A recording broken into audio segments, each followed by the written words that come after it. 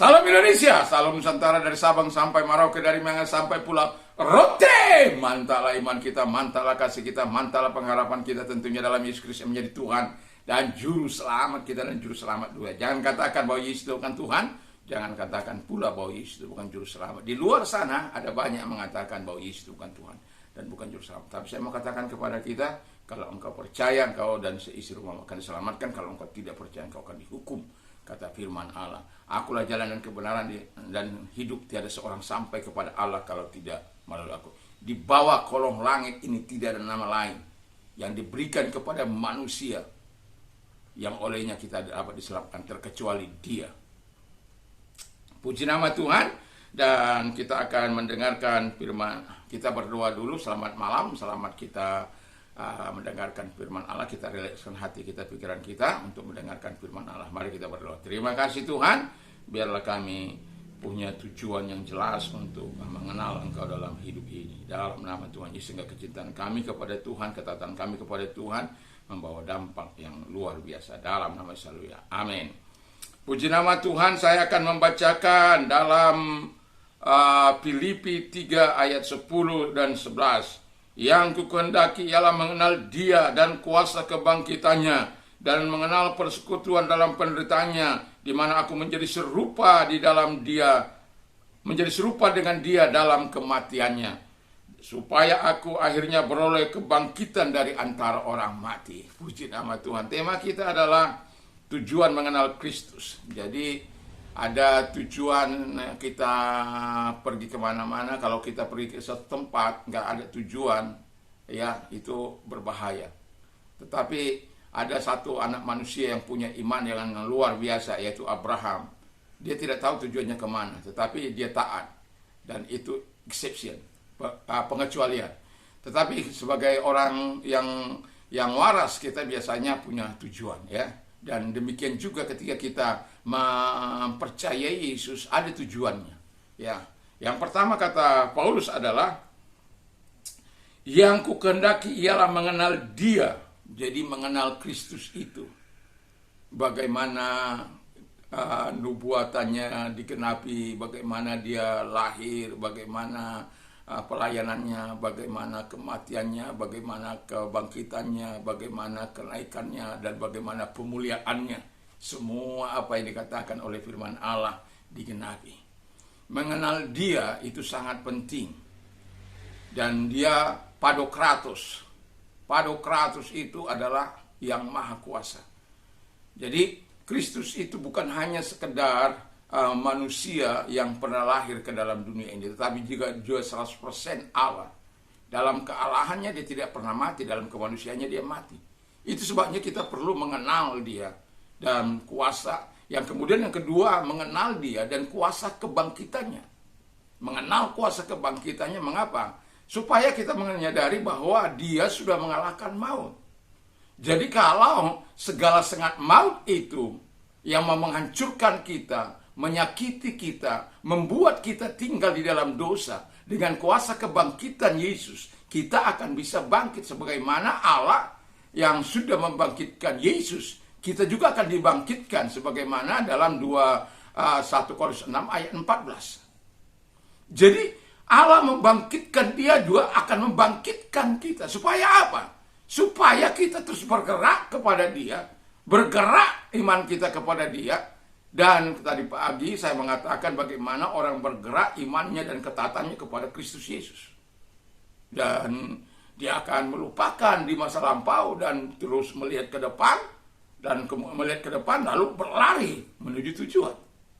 Dan ketika kita punya tujuan untuk mengenal Kristus, yang pertama adalah mengenal Kristus sendiri.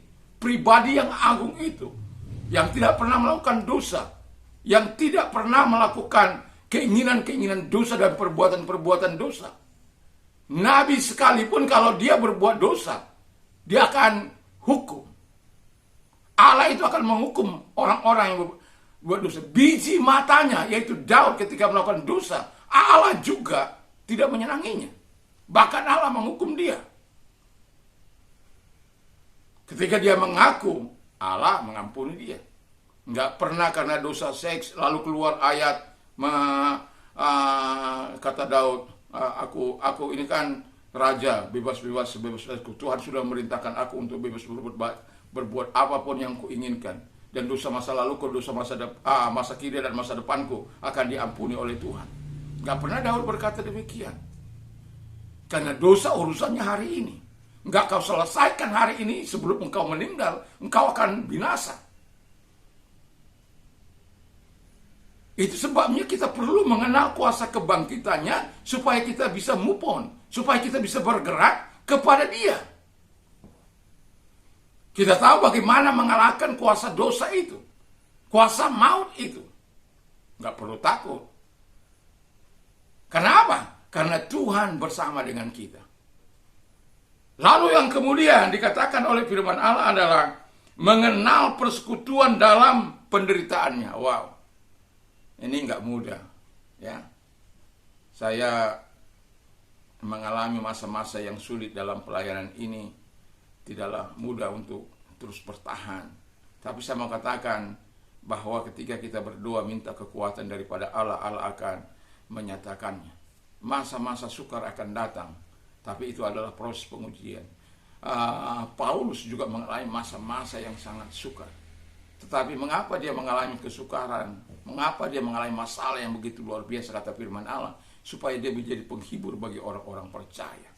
Kalau engkau tidak pernah mengalami kesusahan, penderitaan dalam kuasa Yesus, bagaimana mungkin engkau bisa menjadi berkat? Engkau akan berkata bahwa ketika engkau mengalami masalah, kenapa aku mengalami masalah pula? Sedangkan imanku sudah beres, ketaatanku sudah beres. Aku hidup menyenangkan hati Tuhan, kenapa pula aku harus mengalami ini? Dan mempersalahkan orang lain atau tidak, mempersalahkan diri sendiri atau mempersalahkan Tuhan. Dan itu sebabnya mengenal kuasa kebangkitan itu penting, dan juga mengenal persekutuan dalam penderitaannya. Kita dipanggil bukan hanya untuk menikmati berkat-berkatnya, kita juga dipanggil untuk menikmati penderitaannya. Saya pernah katakan ketika saya pedang di leher saya itu, sedikit pun tidak ada takut saya pada peristiwa 171. Paginya pisau di perut saya, karena saya paginya datang, Pak wartawan dari CNN pada waktu itu sedang bertemu di bandara karena mau ngantar keluarga. Paginya pisau di perut saya. Tapi saya katakan, saya tidak akan menjual Indonesia. Kejadian itu cukup menyakitkan memang. Cukup membawa penderitaan yang panjang bagi kami. Tetapi semuanya itu, ya bayangkan keluar baju di badan. Bayangkan engkau memakai baju di badanmu hanya berminggu-minggu, hanya itu. Bagaimana baunya sudah nggak tahu lagi. Karena memang cuma itu.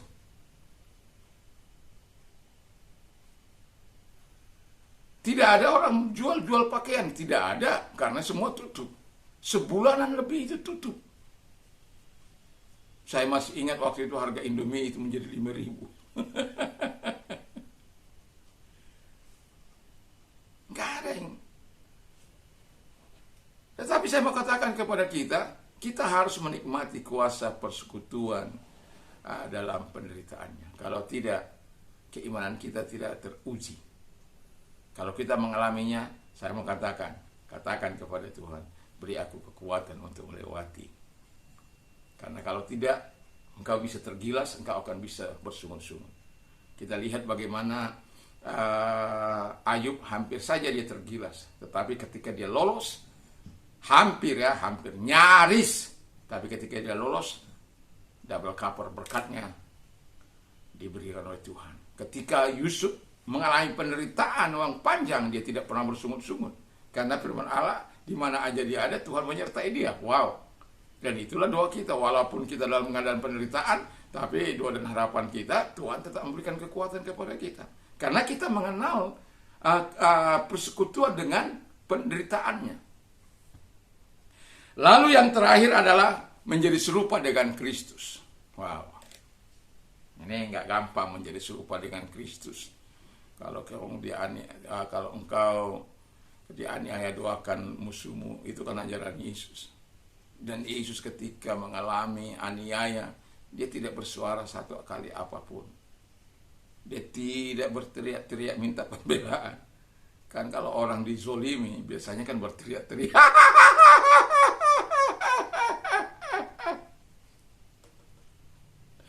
Tapi Yesus sama sekali dengan tenang menghadapi pengadilannya.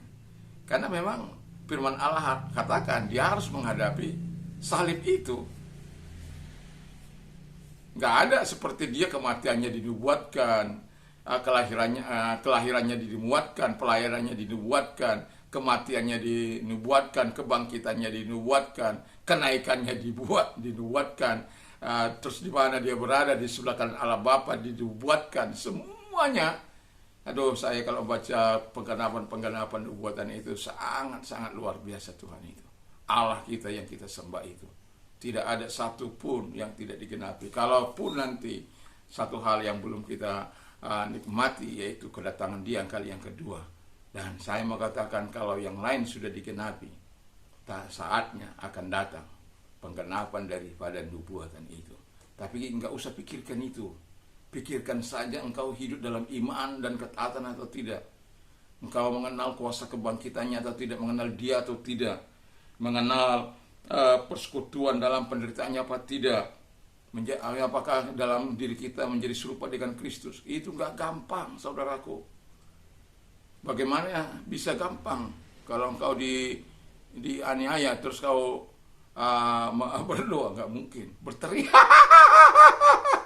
Tapi saya mau katakan harus menjadi serupa dengan Kristus. Satu hal yang kita perlu minta adalah kekuatan dari Tuhan itu untuk menyertai kita. Supaya apa? Tujuan pengenalan kita kepada Kristus jelas dikatakan untuk memperoleh kebangkitan daripada orang mati, untuk hidup bersama dengan Kristus di surga yang mulia. Haleluya. Saya tidak akan perpanjangkan firman Allah. Kiranya Tuhan memberkati kita untuk punya tujuan yang serius dalam hidup ini untuk mengenal Kristus. Mari kita duduk kepala, kita berdoa. Terima kasih Tuhan, kiranya apa yang kami sudah dengar untuk mengenal Engkau, mengenal Kristus dalam hidup kami dapat lakukan dalam hidup ini, dalam nama Yesus. Haleluya. Amin. Selamat malam, selamat kita beristirahat tentunya bersama dengan Tuhan. Mantap, mantap, mantap.